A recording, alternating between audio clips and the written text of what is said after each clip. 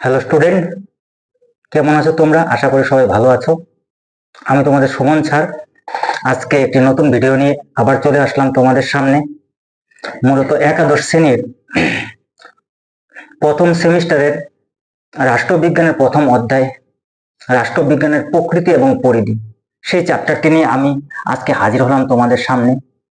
এই অধ্যায় থেকে পূর্ণমান 4 নম্বর, এবং তোমরা যদি আমার এই ভিডিওগুলো দেখো তবে সেখান থেকে 4 নম্বরে তোমরা খুব সুন্দরভাবে পেয়ে যাবে।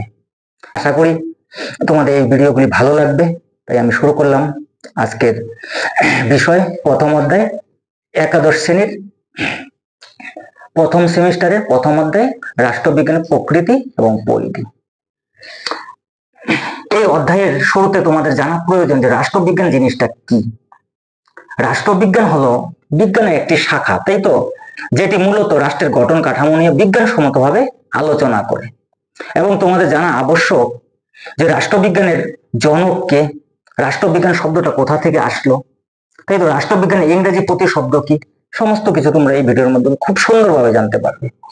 দেখো, রাষ্ট্রবিজ্ঞানের জনক বলা হয় এরিস্টটলকে। মূলত তিনি প্রথম পলিটিক্স নামক কালজয়ী গ্রন্থটি রচনা করেন, তাই তাকে রাষ্ট্রবিজ্ঞানের জনক বলা হয়। এবং এই এরিস্টটল ছিল প্লেটোর একজন শিষ্য, এবং প্লেটো ছিল পিথাগোরাসের একজন শিষ্য। তার মানে তোমরা বুঝতে পারলে পিথাগোরাস থেকে চলে আসলো প্লেটো, এবং প্লেটো একটা একাডেমি খুলেছিল, তাই তো, মূলত পড়াশোনার জন্য। আর সেখানেই দীর্ঘদিন এরিস্টটল পড়াশোনা করছিল, আর সেখান থেকেই এরিস্টটল তার রাষ্ট্রতত্ত্ব নিয়ে আলোচনা করে। তাই এরিস্টটলকে রাষ্ট্রবিজ্ঞানের জনক বলা হয়, কারণ তিনি প্রথম পলিটিক্স নামক একটি কালজয়ী গ্রন্থ ছিল, সেই গ্রন্থটি রচনা করছিল। বুঝতে হয় তোমার হয়তো কোনো সমস্যা হবে না। এবং দেখো, এই রাষ্ট্রবিজ্ঞানকে আমরা জানবো, এই রাষ্ট্রবিজ্ঞানকে কে বিজ্ঞান বলছে, কে বিজ্ঞান বলেনি। রাষ্ট্রবিজ্ঞানকে দেখো, কিছু রাষ্ট্রবিজ্ঞানকে বিজ্ঞানের পক্ষে যুক্তি দিয়েছে যে রাষ্ট্রবিজ্ঞান বিজ্ঞান, আবার কিছু রাষ্ট্রবিজ্ঞানী রাষ্ট্রবিজ্ঞান নয়, তার বিপক্ষে যুক্তি দিয়েছে। দেখো, রাষ্ট্রবিজ্ঞানের পক্ষে যুক্তি দিয়েছে এরিস্টটল এবং লর্ড ব্রাইস, এবং রাষ্ট্রবিজ্ঞানের বিপক্ষে যুক্তি দিয়েছে মেনল্যান্ড এবং ক্রোথ। খুব সুন্দরভাবে মনে রাখবে, হ্যাঁ, যে রাষ্ট্রবিজ্ঞানের পক্ষে কারা যুক্তি দিয়েছে? রাষ্ট্রবিজ্ঞানের পক্ষে যুক্তি দিয়েছে এরিস্টটল এবং লর্ড ব্রাইস, এবং রাষ্ট্রবিজ্ঞানের বিপক্ষে কে যুক্তি দিয়েছে? মেনল্যান্ড এবং ক্রোথ। তো বুঝতে পারলে যে রাষ্ট্রবিজ্ঞানের পক্ষে যুক্তিকে দিল, বিপক্ষে কে যুক্তি দিল। এবং এই রাষ্ট্রবিজ্ঞান শব্দটি প্রথম ব্যবহার করে 1701 খ্রিস্টাব্দে বিশপকে লেখা এক চিঠিতে লাইবনিজ। তোমরা এটাও জানতে পারলে যে রাষ্ট্রবিজ্ঞান কাকে বলে, রাষ্ট্রবিজ্ঞান শব্দটি প্রথম কে ব্যবহার করে, তাই তো, কবে ব্যবহার করে। রাষ্ট্রবিজ্ঞানকে কে বিজ্ঞান বললো, কে বিজ্ঞান বলেনি, রাষ্ট্রবিজ্ঞানের জনক কাকে, সেটা তোমরা জানতে পারলে। এবং দেখো, এই প্লেটো তার একটি গ্রন্থ ছিল যার নাম ছিল দ্য রিপাবলিক। বুঝতে পারছো? এবং এই প্লেটো এবং এরিস্টটল ছিল প্রাচীন দুজন রাষ্ট্রবিজ্ঞান। মূলত তাদের হাত ধরেই এই রাষ্ট্রবিজ্ঞানের যাত্রা। এবং লর্ড ব্রাইস, যাকে যে রাষ্ট্রবিজ্ঞানকে প্রগতিশীল বিজ্ঞান বলে অভিহিত করেছে, এটা পরীক্ষা আসতে পারে, রাষ্ট্রবিজ্ঞানকে প্রগতিশীল বিজ্ঞান বলে অভিহিত করেন কি? তোমরা কি লিখবা? Lord Bryce. এখন বুঝতে পারলে, দেখো, রাষ্ট্রবিজ্ঞানকে কে বিজ্ঞান বললো, কে বিজ্ঞান বলার বিপক্ষে যুক্তি দিল, রাষ্ট্রবিজ্ঞানের জনক কে, তাই তো, দুজন প্রাচীন রাষ্ট্রবিজ্ঞানীর নাম কি, তাই তো, এরিস্টটল এবং প্লেটো। এবং রাষ্ট্রবিজ্ঞান শব্দটি ইংরেজি প্রতিশব্দ হলো পলিটিক্যাল সায়েন্স, তাই তো, এই পলিটিক্যাল, তাই তো, যার অর্থ হলো রাজনীতি, তাই তো। এই পলিটিক্যাল শব্দটি উৎপত্তি হয়েছে গ্রিক শব্দ পোলিস থেকে, যার অর্থ ছিল নগর। এবং এই রাষ্ট্রবিজ্ঞানের সর্বগ্রহণযোগ্য সংজ্ঞা প্রদর্শন করেছে রাষ্ট্রবিজ্ঞানী গার্নার। পরীক্ষায় আসতে পারে যে রাষ্ট্রবিজ্ঞানের সর্বগ্রহণযোগ্য সংজ্ঞা কে প্রদান করেছে, তোমরা কি লিখবে? রাষ্ট্রবিজ্ঞানী গার্নার। এ প্রসঙ্গে একটি আলোচ্য বিষয় ক্ষমতা স্বতন্ত্রীকরণ নীতি, এটাও সেই রাষ্ট্রবিজ্ঞানের সঙ্গে যুক্ত। ক্ষমতা স্বতন্ত্রীকরণ নীতির প্রবক্তা হলো মন্তেস্কু। মূলত আমেরিকা যুক্তরাষ্ট্রে প্রথম ক্ষমতা স্বতন্ত্রীকরণ নীতি প্রবর্তিত হয় বা গ্রহণ করা হয়, তাই তো। এই ক্ষমতা স্বতন্ত্রকরণ নীতিটাও কি, সেটা আমি খুব সুন্দরভাবে তোমাদেরকে তুলে ধরছি।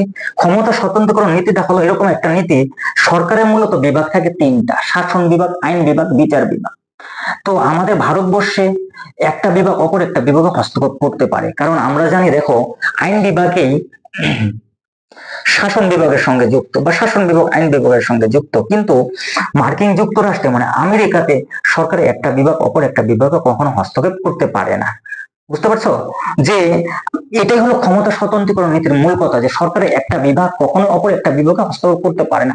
যদিও আমরা জানি আমাদের ভারতবর্ষে শাসন বিভাগ কখনো বিচার বিভাগ হস্তক্ষেপ করতে পারে না, কারণ শাসন বিভাগ যদি বিচার বিভাগ হস্তক্ষেপ করে দেখো, তো গণতান্ত্রিক রাষ্ট্রের কখনো অস্তিত্ব থাকবে না। কেন থাকবে না? দেখো বিষয়টা হলো, শাসন কারা করে? শাসন করে প্রধানমন্ত্রী এবং তার প্রশাসনিক কর্মকর্তারা, তার আমলারা।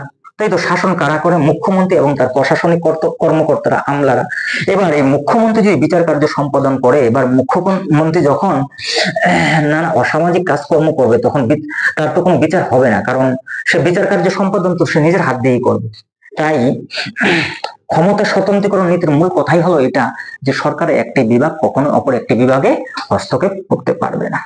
বুঝতে পারছো? তো ক্ষমতা স্বতন্ত্রীকরণ নীতির প্রবক্তাকে মন্তেস্কু, এবং ক্ষমতা স্বতন্ত্রীকরণ নীতি সর্বপ্রথম গৃহীত হয় কোথায়? আমেরিকায়। এবং তিনি একটি গ্রন্থ রচনা করেন যার নাম হলো স্পিড অফ দ্য লস। তাই তো এই গ্রন্থের মধ্য দিয়ে ক্ষমতা স্বতন্ত্রীকরণ নীতির সমস্ত যাবতীয় বিষয়টি সুন্দরভাবে উপস্থাপন করেন।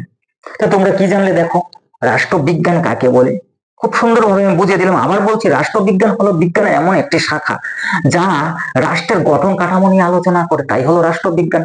এই রাষ্ট্রবিজ্ঞানের জনক কাকে বলা হয়? রাষ্ট্রবিজ্ঞানের জনক বলা হয় এরিস্টটলকে, কারণ তিনি সর্বপ্রথম পলিটিক্স নামক কার্যে একটি গ্রন্থ রচনা করেন। তো পলিটিক্স নামক কার্যে গ্রন্থটি রচয়িতা কে? এরিস্টটল।